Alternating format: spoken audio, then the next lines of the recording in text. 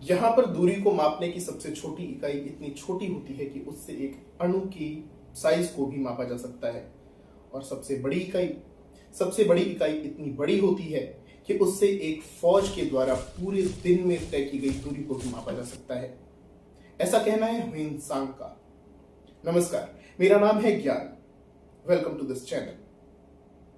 ह्वेनसांग एक बौद्ध भिक्षु था जो 7वीं सदी में भारत की यात्रा पर चीन से आया। ह्वेनसांग का मकसद भारत में यहाँ की संस्कृति को समझना और बौद्ध धर्म की शिक्षा अर्जित करना था।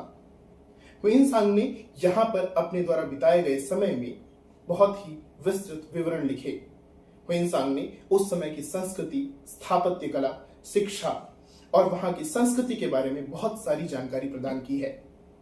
उसी में ह्वेनसांग ने यह भी लिखा है कि उस जमाने में चीजों को नापने के लिए किन इकाइयों का इस्तेमाल किया जाता था। आज हम बात करेंगे दूरी को मापने की इकाई के बारे में।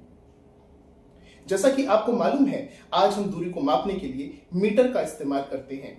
एक दूसरी इकाई जो दूरी को मापने के लिए इस्तेमाल में लाई जाती है वो है मील। ह्वेनसांग के जमाने में भारत में जिस इकाई का इस्तेमाल होता था वो थी योजन। ह्वेनसांग लिखते हैं कि एक योजन लगभग 40 ली के बराबर होता है। ली एक चाइनीज इकाई थी जो लगभग 500 मीटर के बराबर होती है। इस प्रकार एक योजन की दूरी लगभग 18 से 20 किलोमीटर के करीब होती है। ह्वेनसांग का कहना है कि योजन उस दूरी को कहते थे जो दूरी एक फौज एक दिन में तय करती थी।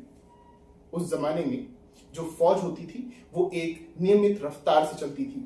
अगर वो बहुत जल्दी चलते तो पीछे के कुछ लोग पीछे छूट जाते और अगर वो बहुत धीरे चलते तो दूरी को तय नहीं कर पाते।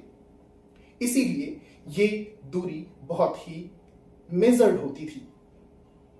ह्वेनसांग आगे कहते हैं कि एक योजन को 8 कोसों में बांटा जाता था।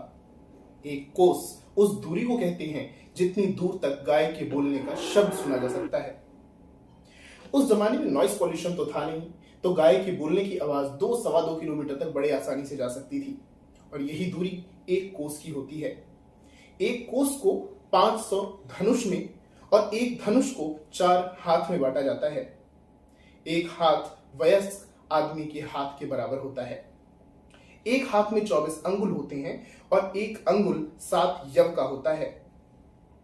इसके आगे ह्वेनसांग 7 और विभाग बताते हैं, जिन विभागों के बाद आप ताम्र जल तक पहुंच जाते हैं जो दूरी को मापने की सबसे छोटी इकाई हुआ करती थी।